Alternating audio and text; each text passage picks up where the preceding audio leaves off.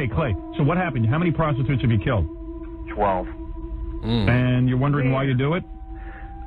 I have a pretty good idea. Why? Did your mom beat you? Did your mom spank you? Was your mom a prostitute? No. Actually, nothing like that. What is it then? You already know what it is. It's your boy Laid Back with another reaction, another review, another episode. Hey, TikTok, you up to bat. Bah! It's your boy Laid Back. Welcome back to my channel. Hey, two things we gotta do. You gotta hit that subscribe button. I'm drinking this water. You already know what it is, man. Elevate more in 2024. Elevate more in 2024. Make sure you hit the like button. Make sure you hit the notification bell. Stay up to date with all the videos. We back with another one, man. This one right here gonna be kind of creepy. We talking about serial killers and stuff. So if you into true crime and all that type of stuff, man, hey, it's gonna be in this one. But if you make it to the end of this one, you a real one for real. Go ahead and put that in the comments. Also, man, I got a TikTok playlist. If you into this type of stuff, you can go ahead and binge watch it, kick your feet up, enjoy. This is gonna be interesting. Let's go ahead and get into it. Fire Squad, what's poppin'? Let's get it.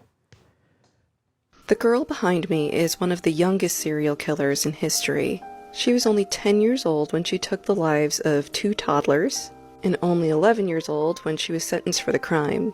The judge even called her a monster. This is the story of Mary Bell. Reminder that I tell a lot of dark true crime stories on this channel, so viewer discretion is advised, but follow along if you want to hear more. So there have been many questions raised in the argument of nature versus nurture. Like, are people born serial killers, or are there other environmental factors at play? Most psychologists agree that it's both. And with Mary Bell, that's definitely the case. There are many darker and more sinister factors at play as you look behind the curtain. So let's dive in. Mary Bell was born May 26, 1957 in Scotswood, which is a suburb in North England. Okay. Mary's mother is really important in this story. A little bit about her. Her mom was only 16 when she had her. She was working as a woman of the night. Her mother hated Mary, and she was a total garbage person. Experience with her mother ranged from, complete neglect to depraved mistreatment. Mary Bell's mother more than once tried to inflict grievous harm on her child. Whoa. Her mother threw Mary out the window. She suffered a traumatic brain injury, but she survived. Whoa. Then, when Mary was only 4 years old, her mother started selling her to grown men, and that continued for years. So considering all of this, by the time Mary was 10, she had developed into a strange child. She was described as withdrawn and manipulative and kind of always on the edge of violence. So let's talk more about the crimes Mary Bell committed.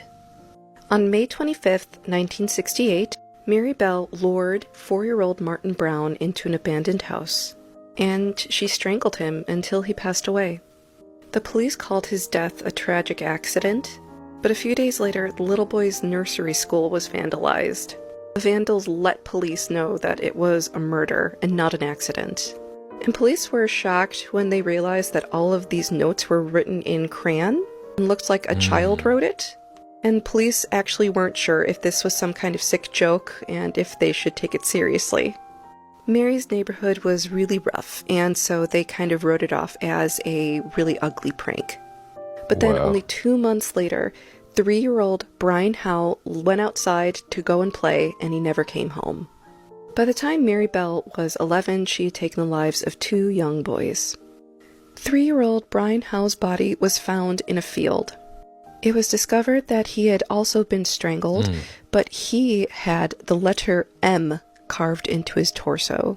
Upon investigation, the coroner started to see indicators that these crimes actually could have been committed by a child, so they started interrogating local children. Mary had been telling her classmates that she was responsible for the murders. But she had developed a reputation as an attention seeker and a show-off, so no one took her seriously. So here's how Mary was caught. So it turns out Mary had an accomplice for both of these crimes. So this is Mary Bell and this is Norma Bell. They are not related. She's 11, she's 13. Norma's father said that she was kind of developmentally on the slower side, so she typically followed Mary's lead. When Norma was questioned, she broke down and confessed that Mary had indeed been responsible for the deaths of these 2 young children. And a lot of neighborhood kids and parents came out of the woodwork to say that they had witnessed Mary strangling other children, but if, you told her to knock it off, she'd stop. What? Mary denied it. She said that Norma was lying, as well as everybody else. In fact, Mary claimed that she saw another boy in the neighborhood walking around with scissors, so that's probably who is responsible for doing the terrible things to the second body. And that was Mary's big mistake and the police's smoking gun, because the mutilation of the body was never released to the press or the public. That detail was only known to investigators and Brian's murderer. So Norma was found innocent, Mary was found guilty. Mary was given an indefinite sentence. She was too young for an adult prison, so she was sent to a reform school. At the reform school, Mary was the only girl among 20 or more boys, and she claimed she experienced SA at the hands of both staff and inmates. But no one cared because they thought she was an evil psychopath child. She was surprised when she started getting visits from her mother. She'd be so excited that she'd write letters to her and color pictures for her mom. Then she stopped when she discovered that her mother was selling her letters and drawings to the tabloids. Whoa. Mary was 23 when she was released. Authorities said she wasn't a danger to anyone, and she had a tremendous amount of remorse for what she experienced as a child and for what she had done. Oh, man. Mary went on to have a daughter, and they lived anonymously for 14 years until the tabloids found her. Mary Bell's daughter was horrified and devastated when she discovered that she was the child of a murderer, because Mary was nationally reviled. She agreed to be interviewed for a book written about her experiences, and it goes more in depth into her problematic childhood, the crimes she committed, and her incarceration. The book's reception was mixed. Some people saw it as a woman desperately trying to right the wrongs of her past, while a lot of people sided with the victims of the family and thought she was trying to profit off of her crimes. Mary did use the residuals of the book sales to apply for a new identity for her and her daughter, which the court did grant. So all we know about Mary Bell right now is that she is alive and well and somewhere out there. That was wild. You murdered your own son? Yes, I did. Why did you do that? He was a sacrifice. I was to murder 3 million people on planet Earth. What? And he was a sacrifice to see if I could murder one of my own. At the end of murdering all the people on Earth, I was going to murder my own family and then take my own life and become God. What do you think of the death penalty? I'm opposed to it. The state has no right to take your life, but you can murder other people? I don't think anyone has a right to take a life. Except you? When I'm under hallucination, I do. These voices from God, these hallucinations, do you still experience them? Yes, I do. Often? Often. Do you ever feel violent? Yes, I do. What do you feel like doing? Killing people. You still feel like killing people? Yes. Describe the feeling that you get when you feel like killing people. Well, last March 11th, I was hallucinating, and I took a razor blade and I cut a man's throat. Whoa. Here in the hospital? Here in the hospital. Do you think you'd murder me, Joe? Yes. That's gruesome, Joe. That's horrible. Yes, it is. And you don't blame me if I say I hope you never get out of this place. I hope I never do either. Whoa. Whoa. Here are some serial killer facts from the deep, dark depths of my brain. Jeffrey Dahmer didn't eat people with tattoos because he thought that it made the flesh taste funny, so should this be a unanimous opinion among all people who eat other people, here is your excuse to go get your next tattoo. This is Pee Wee Gaskins. Now, Pee Wee drove a hearse around that had a bumper sticker on it that said, "I haul dead people." Pee Wee, in fact, was hauling dead people around in his hearse, and the fucked up thing is he told his friends that that is what he used the hearse for, and nobody believed him. And he claims to have killed upwards of 110 people. Whoa. So, yeah. This dickhead, otherwise known as Richard Chase, otherwise known as the Vampire of Sacramento, would not attempt to break into people's homes whose doors were locked because he took it as a sign that he was not welcome. Lock your doors, girlies. Dennis Rader, also known as the BTK killer, was a technician who installed security systems a lot of the time for people who were afraid of the BTK killer breaking into their home. This twisted motherfucker, Ed Gein, is actually not a serial killer, as he was only convicted of 2 murders, but he did grave rob 9 graves, mutilate all 9 corpses, and made their body parts into various objects. One of those being a nipple belt. As tempting as it is, I'm telling you, don't fucking Google it. Yeah, we all know this guy, but did you know that Ted Bundy worked at a suicide hotline? Don't love that. Also, no, he's not hot, you sick fuck. So most serial killers have a lower than average IQ, which you think would be self-explanatory because you have to be some kind of weird dumbass to kill people, but at the same time it poses the question, how the fuck did some of them get away with it for so long?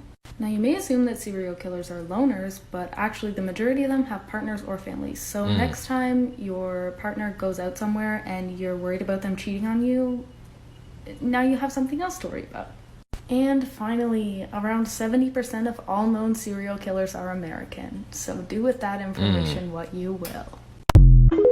That's crazy. People are calling this case the Incest House of Horrors. This case comes with just about the biggest trigger warning for the most horrific things you could hear. It was October 2023 in the quiet Polish village called Koniki.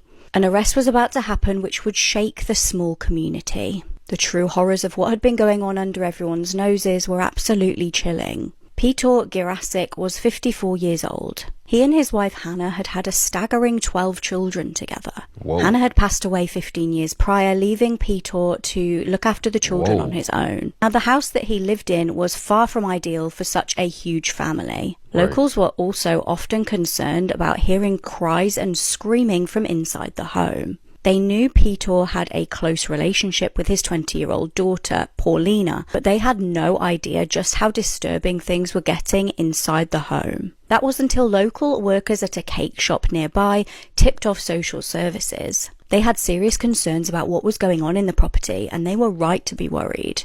When officers arrived at the home, they could smell something absolutely potent.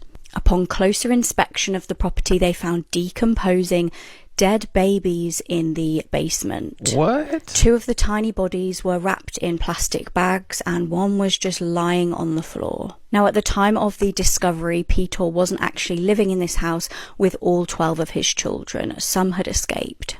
He was living in the house with his daughter Paulina and his disabled son Damien. It would later be revealed that sometimes Damien was seen sat outside the house crying. He told officers that his dad would have S with his sister, so the dad's daughter, and regularly chase Damien out the house and beat him when he wanted to do this. Damien was abused and was given little more than cold rice to live off. Whoa. Horrifically, police discovered that the deceased babies in the basement were actually the product of incest. The 3 babies found in the cellar were believed to have been killed just after they were born. Frustratingly, Peter had actually been on the radar of police. He'd been investigated 5 times over allegations of incest. He was arrested finally by police, and his daughter Paulina was also arrested. Thankfully, many of Peter's children had managed to flee, and his one daughter, Cassia, referred to him as a monster. He's now facing charges of murder, incest, and R. Whoa, this is wild. This is the chilling moment Jeffrey Dahmer's 18th victim explains how he managed to escape alive. So how'd you get out of there? Okay. Now, he had an air conditioner in the front living room, which the back room was really hot. I said, well, let's sit up here for a moment and get a breath of fresh air, because it's really hot. Then I go and pose for you, or what have you. So we sit on the sofa again, right? And he's sitting there in like a transcendent state, like rocking, like some type of ritual or what have you, okay? And so at that point, I was contemplating then. I said, well, I'm going to have to do something now. Either he's going to kill me anyway, so I might as well at least die trying, okay? At least get out trying or whatever, because I wasn't going to stand there. So he was just sitting there like I wasn't even there no more, in a transcendent state, just rocking and nodding, you know, and stuff like that. And then I said, well, I'm going to go to the bathroom, and he didn't respond right at that moment, okay? So I stood up, right? And I hit him in the head, like he was sitting just the same exact place as you are. And he had his head like turned more to the side, like. So I hit him right here. Okay, so I hit him right here. and his head turned over. And as I was getting up, I kicked him in the face because I guess he didn't know I had martial arts experience too, you know, from my brother and my father, which, you know, and everything like that. And then I ran towards the door. As I was turning the door, I saw him swinging a blade at me right above my head area. So I ducked and I spun and I hit him in the groin area. And then he kind of just like, it was like a glancing blow. It really didn't hurt him all that much. So he got up as I was turning the knobs to reach and grab my arm again, you know, and then I had to hit him again. And it just like, sit back and come back, you know, and told me that, you know, after he started grabbing me as I was going out the door. You pull yourself away. Right. You run down one flight of stairs. Right. You're in the streets. Right. You run into a cop car right away? Yeah, as soon as I get out. First, when I was running through the hall, I guess the people heard the struggle in the building. They asked me what was going on. I was so much in shock, I couldn't say anything. I just kept running until I saw the cops. Whoa. Whoa. For the record, you are guilty of killing many women and girls. Yes. Yes, that's true. Ted, how did it happen? Take me back. What are the antecedents of the behavior that we've seen? So much grief, so much sorrow, so much pain for so many people. Where did it start? How did this moment come about? I grew up in a wonderful home with two dedicated and loving parents, one of 5 brothers and sisters. But as a young boy, and I mean a boy of 12, 13, certainly, that I encountered outside the home again, the local grocery store, the local drugstore, the softcore pornography, what people call softcore. As young boys do, we explored the back roads and sideways and byways of our neighborhood, and oftentimes people would dump the garbage and whatever they were cleaning out of their house, and from time to time we'd come across pornographic books of a harder nature than more graphic, you might say, more explicit nature than we would encounter, let's say, in your local grocery store. What? That's what started it? And he even got a mural on the wall. King Von. And he's a serial killer. The FBI have already classified him as a serial killer because he done killed so many people. Whoa. Bruh, he was dead, bruh. If he wanted you out of there, he'll go do it himself on feet by himself. He was manic. He was, you know what I'm saying? Shorty was crazy. He was on that. He was, you know what I'm saying? So he was in a documentary laughing. You know how sick you gotta be to knowing you killed this girl? When I heard that Von got killed, I was relieved for the community, man. Because he was over there torturing them guys, man. I ain't gonna lie to you, man. But I was happy as hell when I found out Von was dead. They got cooked for the whole day. Something was wrong with him. That's not human, man. You're not regular, man. Nigga was the devil, man. That nigga was the devil, man. Von was different. Like, when shit happened to Von. Ain't nothing happening to Von. I done been shot twice. A lot of our guys done been shot. Everybody, ain't shit happening to Von. Hey, look, some people need to be gone, bro. Wow. So I believe in my heart that the man that I came into contact with recently has 100,000% taken human lives. So I'm coming back from a road trip with my girlfriend and her family. We're coming back through BC. It's late at night, stormy. You know, some of us need to use the bathroom. We're wanting to get some snacks. And we stop at this gas station. Right off the bat, we could tell that it's a privately owned gas station. Nothing wrong with that. But, you know, it's just called food store. So we go in there and the guy behind the counter, you can just tell he owns the place and he's the only one there, and he looks like the dude from the Human Centipede too. Right as we're walking in, he immediately is like, do you want to use the bathroom? Wow, this guy's good. Yes, we'd love to use the bathroom. Okay, well, just so you know, the bathroom's for paying customers only. We're like, yeah, we're gonna buy some shit. So we go over to the bathroom. There's no light in the bathroom. The light switch doesn't work. There's also no lights towards the back of the store. There's lights at the front, and then where the chips and the candy and everything is, it just fades into blackness. Also really weird, cardboard boxes just everywhere amongst the items in the store, just cardboard boxes. So we ask if there's a light, and he says, yeah, turn it on. It's on the outside of the bathroom. Just the rudest coin you could ever imagine. So we all use the bathroom. Then we start grabbing snacks. And my girlfriend, she's in the car, but her sister, who's a teenager, is in the store, and she's got like a bundle of goodies like drinks and candy and shit, and she could barely hold it. This guy looks over and sees that she's struggling, and his whole demeanor changes, and he says, "Oh, why don't you come on up to the front, dear, and set him on the counter." Went from rude to creepy.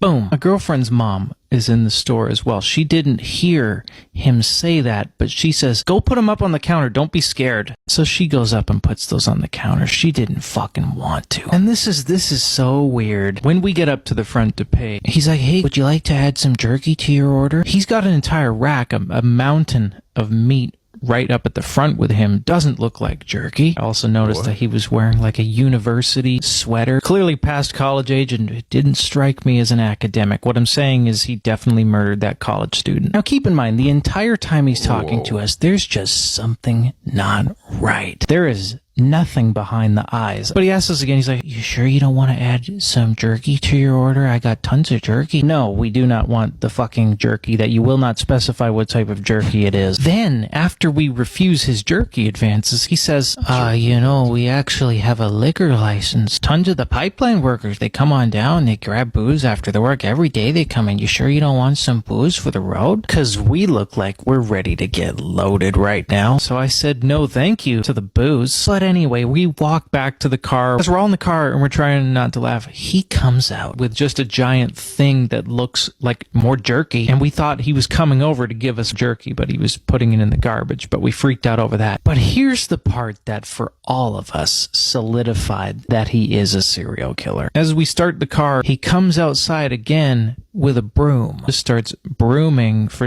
it's the middle of a rainstorm. He starts brooming. But then we notice he's starting to look at us. Keep in mind, we have not seen this man smile once. This dude starts Kubrick staring us as he's brooming. Full on grinning, just like... As this is going on and we're driving away, we're both hysterically laughing and chilled to our absolute cores. Oh yeah, there was also a yard in the back. Gas stations don't have backyards. Bruh, that whole story sounds crazy. He's known as South Africa's worst serial killer. He unalived 37 women and one toddler in the space of a year. His killing spree started in July of 1994 and ended in November of 1995. Moses Sithole was born on the 17th of November 1964 in a small town called Vosloorus, Gauteng, South Africa. His father died when he was 5. His mom couldn't afford to look after 5 young kids on her own, so she abandoned them at a local police station, and they were then sent to an orphanage in KwaZulu-Natal. Sithole has said that he experienced a lot of systematic abuse at this orphanage, and in his teenage years he runs away and he lives with his brother Patrick. He then works on gold mines, bits and bobs here and there. So Sithole was described as being handsome, extremely charming. He enticed a lot of his victims to their assaults and most often their deaths. With promise of employment, he ran his own shell company called Youth Against Human Abuse. What? And yeah, he's been compared to Ted Bundy, he's got social ease, he's intelligent. The scariest thing about this man is that he looked like your average everyday Joe. So it's not known exactly when Sithole raped his first victim, but the first incident recorded was in September of 1987. And this involved a 29-year-old woman named Patricia Kumalo. She later testifies at his 1996 trial.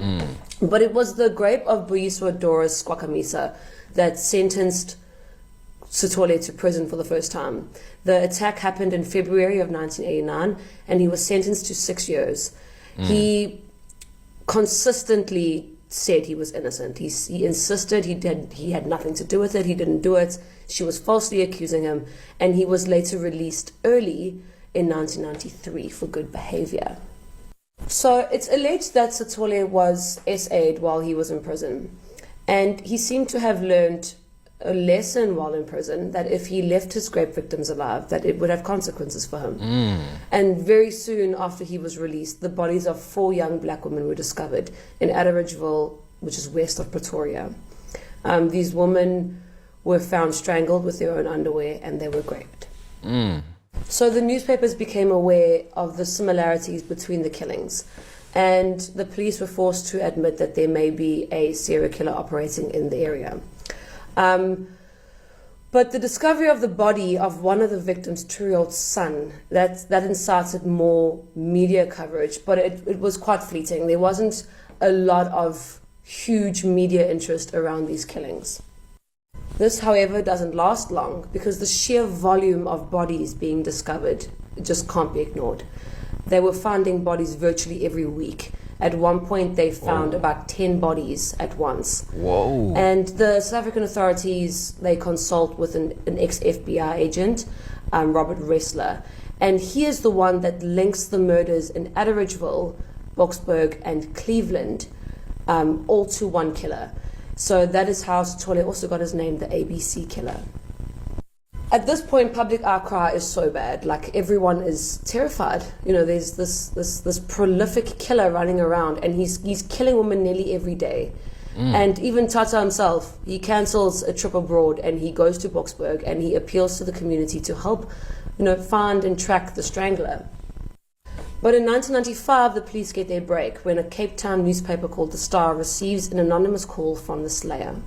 He identifies himself as the man that is so highly wanted, and he describes his murders as an act of revenge for a prior miscarriage of justice. He claims he was falsely imprisoned and falsely accused of a rape he didn't commit, and he was tortured and abused by fellow inmates. Wow. And in retaliation for those wrongs, he explains, I force a woman to go where I want, and when I go there, I tell them, do you know what? I was hurt, so I'm doing it now. And then I kill them.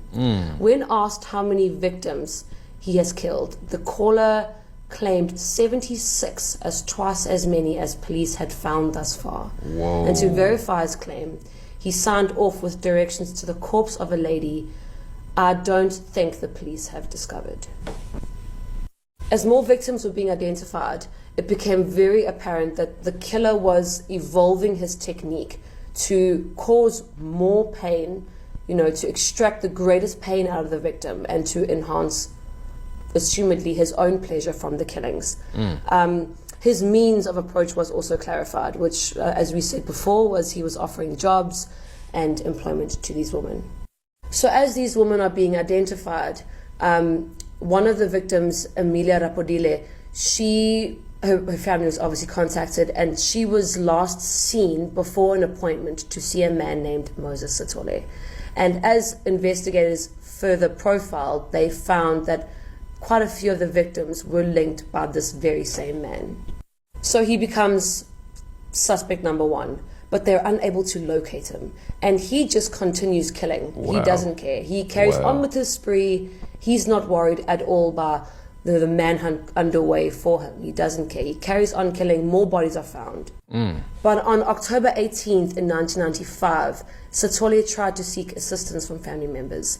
He was found and located by crime intelligence members, and they intercepted him. There was a shootout. He was very unwilling to go quietly, and a police officer shot him in the leg and the stomach. He was hospitalized and he was sent to a military hospital in Pretoria, and this is where he admitted to numerous killings. He denied having an accomplice, which is quite interesting. There's a whole different story I could do on this guy. His name is David Selepe, and there's a lot of connections between him and Moses Sithole. So just let me know if you want a story on him as well. So Sithole's trial began on the 21st of October 1996, and with all the mounting evidence, his charges went up to 38 counts of murder, 40 counts of rape, and 6 counts of robbery. The absolute audacity of this man to plead not guilty to all charges. Whoa. So a detailed examination follows his connection with all of the victims. The testimony about the alleged job offers, his rape victims who survived, they testify. They speak about specific techniques he used to lure his victims into their deaths, how he did it, all detailed descriptions.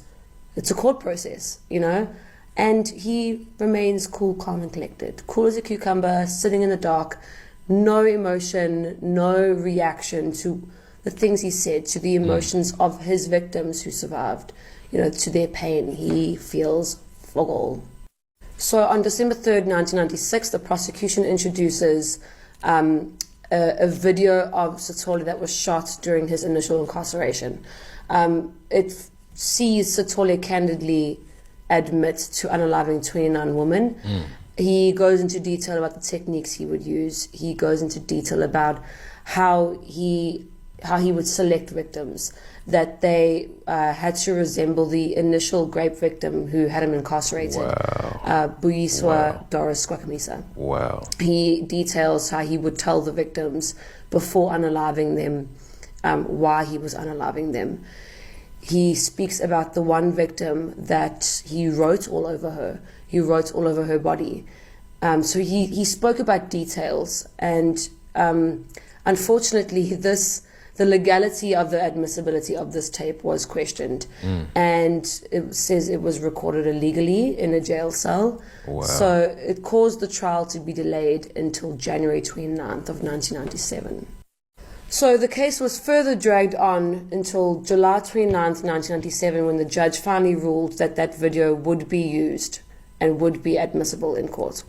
The prosecution rested its case on the 15th of August, 1997. The defense case largely relied on Sithole just denying. They didn't have much. His testimony was just rambles, and it was incoherence. That's all they had, was just his denial. On December 4th, 1997, more than a year after the case commenced, he was found guilty on all charges. At this point, there was no death penalty in South Africa, but he was sentenced to 2,410 years in prison. And the judge said he would have to spend at least 930 years in prison before he would be eligible for parole. The judge did mention that he would have no hesitation on giving him the death penalty should it have still been around. But unfortunately not. So there are a lot more details in this case. Wow, this is really craziness. The killer that inspired hundreds of horror movies. Buffalo Bill from Silence of the Lambs, Norman Bates from Psycho, Leatherface from Texas Chainsaw Massacre, and many more were all inspired by this freak, Ed Gein. Disclaimer, this is not the video that you're going to want to be eating while watching. Ed Gein was from the tiny town of Plainsfield, Wisconsin. His father, George, was an abusive alcoholic, and his mother, Augusta, hated her husband. Well, actually, she kind of hated everybody. She was a very religious woman with a strict moral code. She thought the entire world was evil and sinful, but especially women. She believed that all women were promiscuous S-workers who were instruments of the devil, except herself, of course. She thought that she was the only pure woman in the entire world. And she instilled all of these beliefs on her two sons, Henry and Ed. Augusta was like the blueprint for toxic boy moms. She wanted her sons to stay with her forever, be her little mama's boys, have no friends, and definitely no girlfriends. And it worked because Ed was obsessed with his mother, even calling her the one true love of his life. And when his father passed away in 1940, him and his mom got even closer. But Ed's brother, Henry, did not feel the same way about his mother that his younger brother did. He wanted to grow up, move out, have friends, have a wife. And he began to actually talk badly about their mother to Ed, which Ed did not like at all. And very soon after this, Ed's brother mysteriously passed away in a suspicious fire. There was a lot of shady details, and Ed was the last person to be seen with his brother. It was not ruled foul play in 1944, and to this day it's still speculated if he killed his brother, if he did not kill his brother. I definitely think he did. I think that his brother was his first victim. And only a year later, Ed's mother also passed away, and then everything changed. This was absolutely devastated for the now 39-year-old Ed. He kept his mother's bedroom in his house in pristine condition while allowing the rest of the house to get filthy and disgusting. Ed lived in this very small town where everyone knew each other and everyone thought that Ed was kind of a weirdo. He definitely gave people, especially women, the creeps, but he especially creeped out the local tavern owner, a woman named Mary Hogan. Allegedly, this lady, Mary, was similar to Ed's mother in both attitude and physical appearance. Ed would go to her tavern almost every single day to just sit there and stare at her. until she went missing. Mary was actually one of 5 people to disappear in a handful of years from this very small town. Considering that the population of the town was less than 700 people, it's kind of weird. That's a lot of people to be disappearing. And in November of 1957, a 6th person would disappear. She was the owner of the local hardware store, this woman named Bernice Warden. Luckily, they were actually able to determine who her last customer was at the hardware store before she disappeared, and you guessed it, it was Ed. So officers want to question Ed, see if he saw anything, see if he knows anything. So they go to his property, which is now referred to as Ed Gein's House of Horrors. Officers are walking through Ed's property trying to find him. He might not be there, but they're walking through, and then one of the officers feels something hit his shoulder. So he looks up, and there, hanging from the ceiling, upside down by her feet, was Bernice. And this was a gruesome sight. She was missing her head and also all of her insides. Immediately, all of the officers went outside to throw up and call backup. Also inside of Ed's house was a lot of stuff that he had made out of skin and not from an animal. He made furniture like chairs and lampshades. He made clothing like shirts, leggings, corsets, gloves, all made from human skin. There was also a mask made out of a face, and there was also a belt completely made out of a specific female body part. Also, an entire wall in his house that he had lined with 9 female faces that he put up as decoration. They also found the face of the missing tavern owner, Mary, inside of a plastic bag. And you can find photos of all of the things and more that I just told you about online. I'm not your mom. I'm not going to tell you what to do, what not to look up. I'm just going to tell you, remember that you can never unsee something. So you're probably thinking that this man is obviously a serial killer and one of the most disturbing, terrifying of them all. Technically, he's not. Ed only ever confessed to unaliving Mary and Bernice, and all of the other bodies in his house he got from robbing graves. He claims in the 12 years since his mother had passed away, he could not believe that she was gone. He thought that she was still alive, so he began finding graves of women that were around the same age or kind of looked like his mom that had recently passed away, so he could use their bodies to make a full skin suit out of them. And apparently he would even go out at night in this suit so he could feel like his mom walking around in the moonlight. And then he would dance in this skin suit. Could you imagine going out to walk your dog and seeing that? It's nightmare fuel. He claims that he only began to unalive people so that he could get the freshest material for the things that he was making.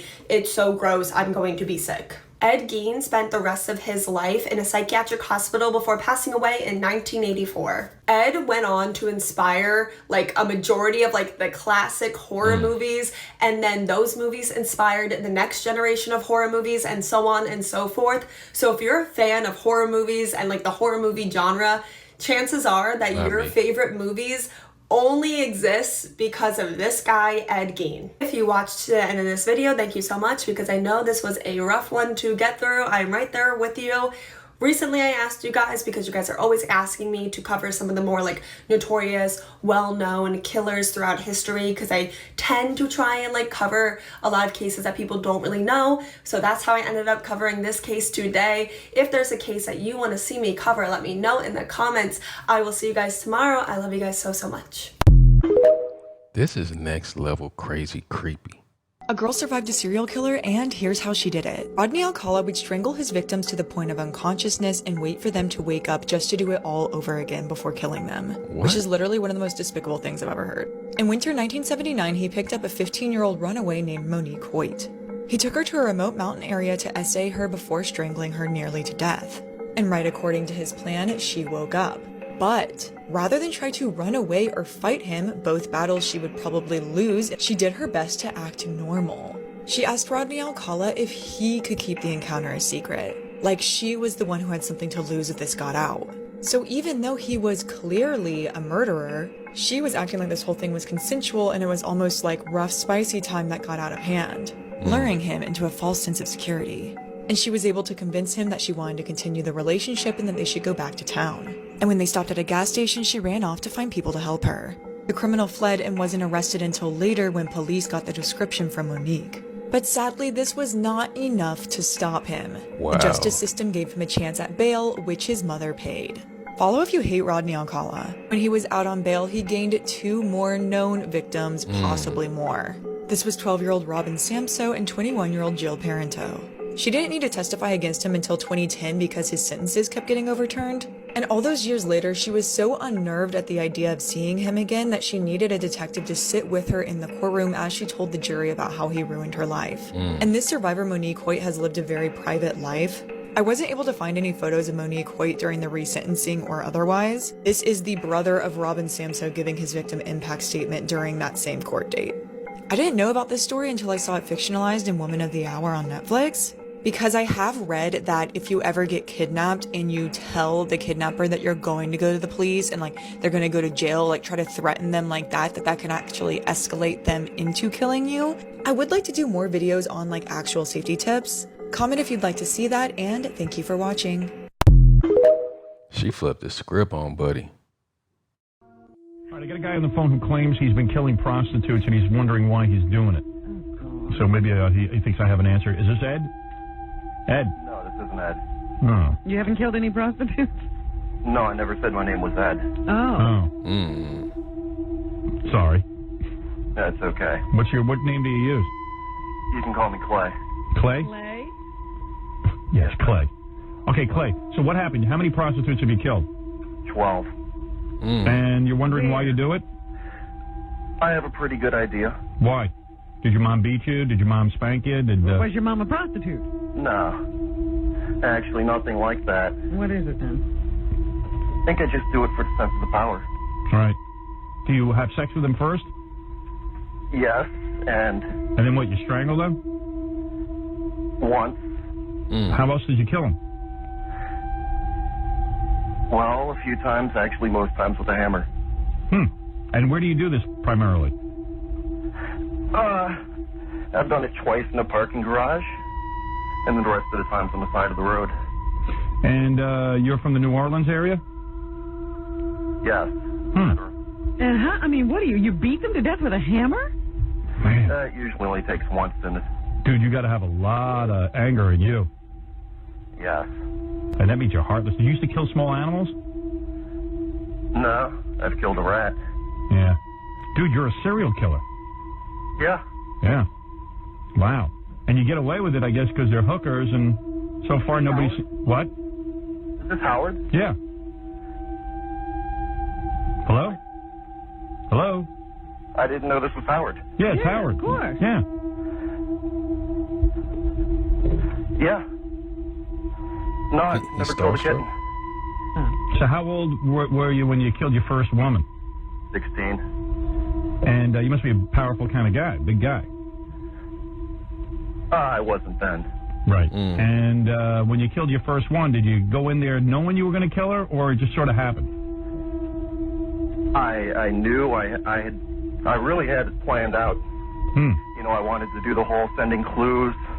Right. Oh, yeah, are you in... to baffle people, but it turned out no one noticed for a long time. Right. Like you killed her on the side of the road? Her, that was the parking garage. Okay. And then what'd you do with the body? You dumped that somewhere? Yeah, actually. I think she's probably one of the ones that they found. Yeah. But let me ask you something. You were sending clues that you were going to do this? No, I was... he was going to doing that. He was going to leave like a note for the newspapers, and But you decided not to. He didn't want to be famous or draw attention to himself. But my problem is... That's what I wanted to do, but... Oh, but you did, but no one noticed the clues. I never sent the clues. I never left anything. You know, I wanted to have my own little signature. Right. I wanted the thumb paint. Oh, with their thumbs. Oh, really? What do you want to do? Thumb paint with their thumbs. Thumb paint what, though? I don't know. Oh, anything. It was in a comic book a couple of years ago. Just seemed like a good idea. Like you take the girl you killed, you dip her thumbs in paint, and then you do like a thumb painting? Yes. On a piece of paper? Yeah. Now, after you kill somebody, do you play with the body? Actually, the closest I've ever done to that is I always make sure I pay them and I make sure they keep their money. Oh, really? When they're still alive, but with one of them I did put the money in a compromising place. I see. But this one, you know, it had a penis. Oh, really? It was a guy. Yeah, I didn't know at first. So do you ever get, do you think the reason you're so angry is because you were abused or something? No, I wasn't abused, Howard. Where's your family? You got a wife? I mean, you got a mom, a dad, a wife, children. You got any of that? I've got a couple of kids, but I no wife. Not married to the mother. You're a white guy? Yeah, Howard, that's pretty funny because the only suspect they had when they started finding the bodies was a black police officer. Oh. Wow. Turns out one of them was associated with them. Oh, really? Are you on drugs? I've done acid a few times. So, but nothing heavy. So after you killed the first 60-year-old, like you finished. No, I was 16. Oh, that's right. I'm sorry. He was. All right. So you finished with your sexual gratification, and then you. Not always, no. Not always. You don't even want to get laid sometimes. No, You just want to kill. I'm just bored.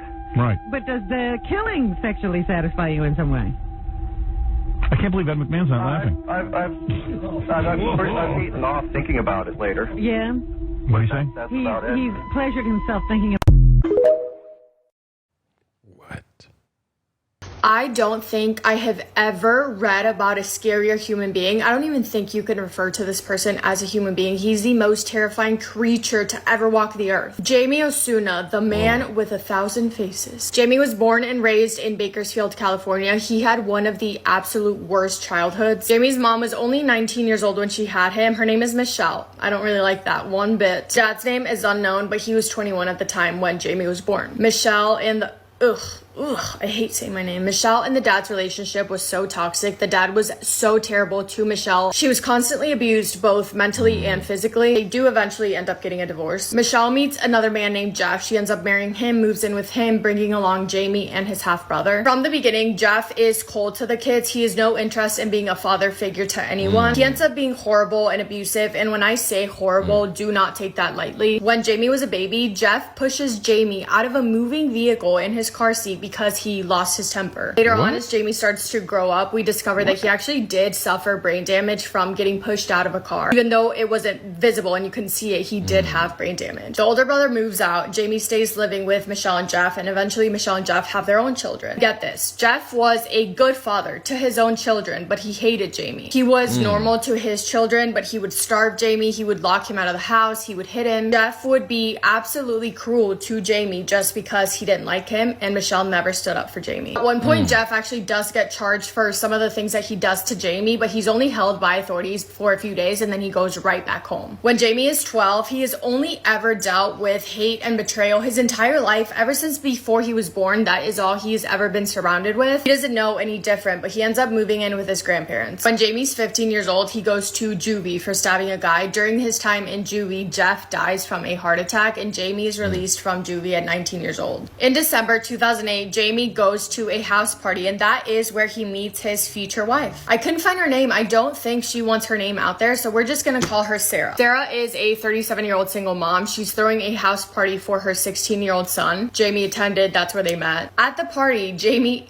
it's not funny. He's just like, why does he do this? At the party, Jamie stabs a man and the police is called. He gets sent back to jail, even though he just got out of jail. He can't stay out. While he's in jail, all he's thinking about is Sarah and how much he liked her. They start writing letters to each other for almost a full year. When Jamie is released in November 2009, Sarah goes to pick him up from jail and she's shocked to see how many tattoos, facial tattoos, he got. She picks him up, they go to a motel, do the deed, and Sarah ends up getting pregnant. Apparently, when they found out that they were gonna have a baby, Jamie was excited to be a father. He was ready to step up and take care of the baby. In February of 2010, they agreed to be this little family and they end up getting married. After the wedding, Sarah is still pregnant and Jamie becomes very aggressive, very abusive. Because of that, he's sent back to jail for another 6 months. While he's in jail, the kid is born. He gets out, Sarah decides to give him another chance, but Jamie quickly makes her regret that. He was terrible to her in every and any way, and that abuse eventually went not only to Sarah, but also to her kids, as well as their new baby that they had. When he starts abusing the children, that is Sarah's bottom line, and Jamie has crossed it. She isn't having it anymore. She ends up calling the police on him. Jamie ends up back in prison for another another 7 months. He's released on Halloween in 2011, and Jamie does not learn. He's a violent person. He's calling Sarah, threatening to kill her and the children. And Sarah is reporting all the phone calls and all the threats to the police. One day, November 8th, 2011, Jamie calls Sarah. Sarah's assuming that he's just calling to threaten her again. But when she picks up the phone, Jamie says, "Put on the news.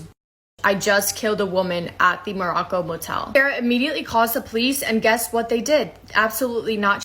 It wasn't until 5 days later when a worker at the motel discovers the dead body of 37-year-old Yvette Peña. Yvette was a loving mother of 6. She was adored by so many people, leaving so many people absolutely heartbroken. Autopsy revealed that she had blunt force injuries, sharp force injuries, and she was strangled. Investigators have said it was the worst crime scene some of them have ever seen. The details of it all have not yet been released because it was so horrendous. Cops are called. They soon figure out that Jamie Osuna was responsible for this murder. So the cops are now looking for him, but they're having a really hard time finding him. It took 5 days to find him. They eventually do arrest him. Jamie denies that it was him, but he is charged, so he's awaiting trial, and during that time, he gets more facial tattoos. While he is awaiting trial, he's still doing everything that he can to harass Sarah. He wanted to ruin her life. He would send her letters written in blood. She once got a letter with a smashed up dead rat inside. Jamie would also send letters to people on the outside to try and get Sarah killed. He's awaiting trial for the murder for 5 years, and during that time there's a lot of hearings and a lot of time spent in court still. Yvette's family was at those hearings, and Jamie was so creepy. He would sit there smiling and waving at them like, ugh, just haunting them and taunting them. It was horrible. They finally set a trial date. 3 days before the trial, Jamie agrees to do an interview with a journalist, and this interview is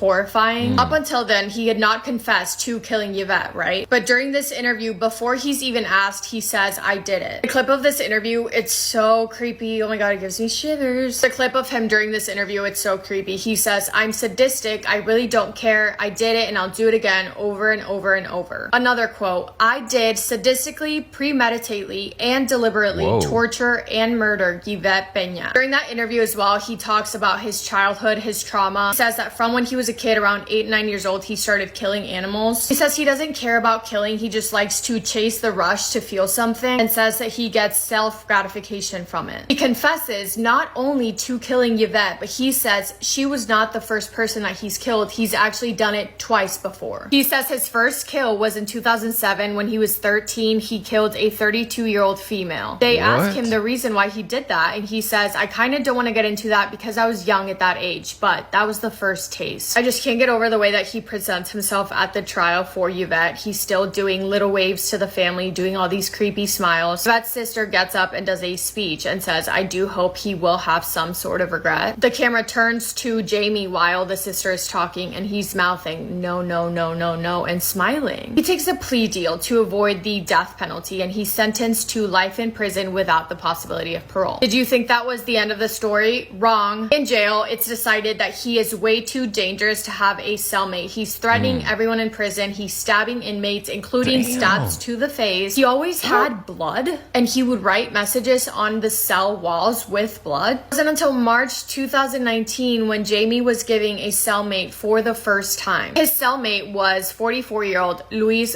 Romero. By March 9th, 2018, they had not even been cellmates for 24 hours. Luis was found dead in his cell, and the details of this crime scene, this is a warning. In the cell, Jamie is covered in blood. He somehow got a hold of a razor. He made a makeshift knife. He used that to attack Luis. He cut off his fingers. He cut out his eyes. He removed part of his ribs, cut out one of his lungs, decapitated Luis, and then carved the Joker smile onto his face. Like, yeah. When they were found, there was blood all over, obviously. Jamie was sitting there with body parts all around him, and he was wearing a necklace made out of Luis's body parts. On the cell wall, it was written in blood, "Ha ha ha," and then, "I am the man with 1,000 faces." Jamie also asked to be given photos of the crime scene, and thankfully the judge denied. That is the story of Jamie Osuna. I told you he was literally the scariest person to ever live. Let me know what you guys think in the comments. It's so horrifying, but I love you all so, so much. Massive kiss on the forehead to every single one of you. Nah, this stuff, nah. There is a serial killer in Austin, Texas. Let me tell you what we know. There are a total of 12 bodies since 2022 that were all found in Lady Bird Lake. Police have completely ruled out any sort of foul play in all of the deaths except for one, which remains unsolved. Rainy Street is an area full of bars, foods, and just nightlife in general that is located only 1.8 miles away from Lady Bird Lake. And in walking time, it's 35 minutes away. Locals in the area suspect that people are getting drugged in bars on Rainy Street and then lured towards Lady Bird Lake where they are drowned. Most recently, there's been a man who's come out and said that he was drugged and pushed off of a 25-foot bridge who he believes was the serial killer in Rainy Street. What's really strange is that people have noticed police officers have been ruling out foul play in all of these deaths without doing any real investigation. With a total of 12 bodies found in this lake since 2022, one could only imagine that police officers would maybe pick up the hint that there's a pattern and that there's a reason why all of these bodies are ending up in the same area. And because of this lack of interest from police, there's a theory that police may be involved in the crimes. And of course, that's entirely speculation, but it's definitely an interesting theory. So if you live in Austin, Texas, watch out for the Rainy Street Ripper. What is going on? What is going on? Cody Legebokoff of Fort St. James, British Columbia, was your typical country boy. Wore hats, drove a truck, spent his free time fishing and hunting while knocking back a beer. To the people who knew him, no one suspected him to be capable of the crimes he would ultimately commit. But isn't that always what people say? And quite frankly, I don't think Cody deserves to have his life story told. It was a cold winter night on November 27th, 2010. Constable Aaron Keller of the RCMP was traveling along a lonely section of Highway 27, north of the small community of Vanderhoof, British Columbia, when he noticed a truck pulling out from a rarely used logging road. This seemed odd to Keller, and under suspicion of poaching, he pulled the truck over onto the side of the highway and approached. Unbeknownst to Keller, this chance encounter would lead to bringing the career of one of Canada's youngest serial killers to an end. But before we can get into the crime that ultimately resulted in Cody's arrest, we should go back to where it all began. On the early morning of October 27, 2009, an entire year before the events of November 27th, the mutilated body of a woman was found just off the Otway Road pit along the forested area of Moores Meadow in Prince George, British Columbia. The body was the remains of 35-year-old Jill Stacy Suchenko, who was reported missing on October 22, 2009. A loving but troubled mother, she was described by her friends and family as a talented singer with a heart of gold. But Jill sadly fell victim to what so many people do, particularly in the Prince George area, a life of drug addiction and working in the sex trade. And I personally used to live in that area for many years and have known many people who fell prey to this lifestyle. It is not uncommon. We now jump ahead a year to October 9th, 2010. Police officer Kent McNeil and a partner were following up on a lead on a missing woman that took them to an area known as Elsie Gun Park, a well-known hiking location just east of Prince George, nearly a perfect diagonal line from where Jill's body was found in the gravel pit. While investigating the area, the officers noted the strong smell of decay in the air, but originally passed it off as garbage visibly littered around the park. That's it? Alright, so that was another TikTok compilation. That was of serial killers. That was crazy. If you made it this far today, you need to drop real one for real in the comments, because this type of stuff right here is next level crazy. Psycho. It's just the stuff people be.